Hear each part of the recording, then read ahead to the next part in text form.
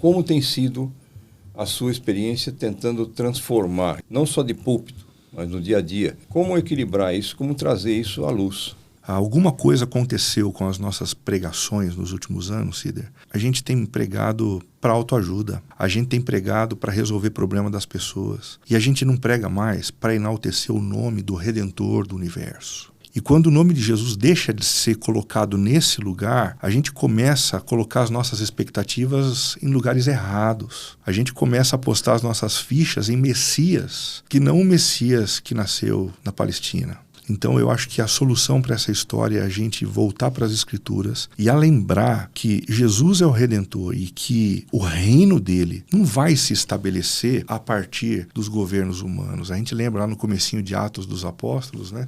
Quando o pessoal chega para Jesus e diz assim, é agora que você vai tomar o poder?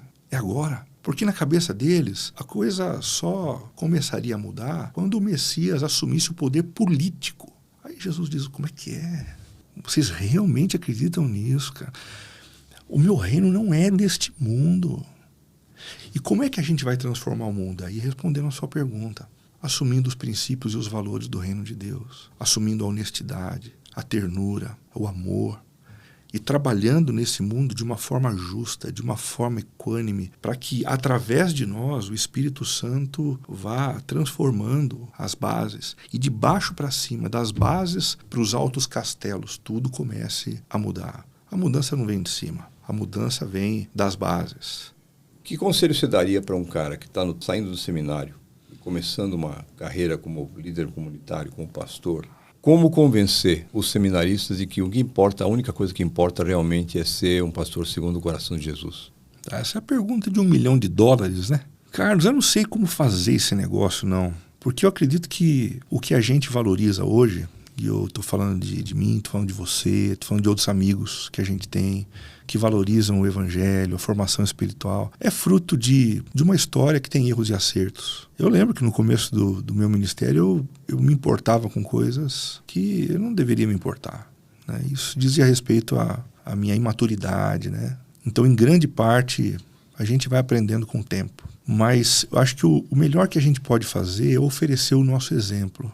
Quando a gente compartilha com os novos pastores as nossas paixões, orientadas pela palavra, quando a gente demonstra mais alegria pelo arrependimento de uma pessoa do que pelo auditório lotado de uma igreja, isso comunica de uma maneira muito mais profunda. Andando perto dos pastores e compartilhando com eles as paixões orientadas pelo que realmente importa, a formação espiritual, o incentivo à conversão, o engajamento na missão, o anúncio do evangelho, gradativamente essas paixões vão sendo assimiladas por eles também.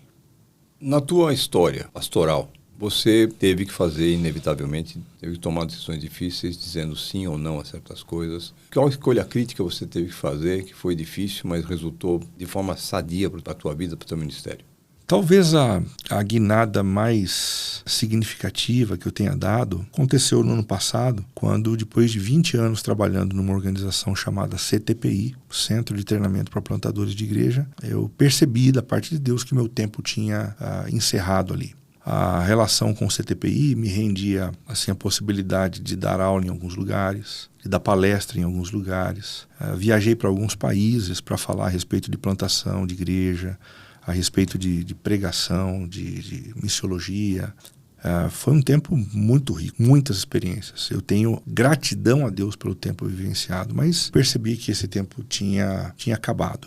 Um ciclo tinha se fechado e eu dei o passo de me desligar dessa organização. Eles estão seguindo em frente e eu louvo a Deus por aquilo que eles estão fazendo ainda. Esse passo tirou de mim holofotes, visibilidade, mas me deu a oportunidade de aprofundar algumas coisas em termos do meu trabalho na igreja local. Eu tenho testemunhado na minha igreja local um crescimento numérico.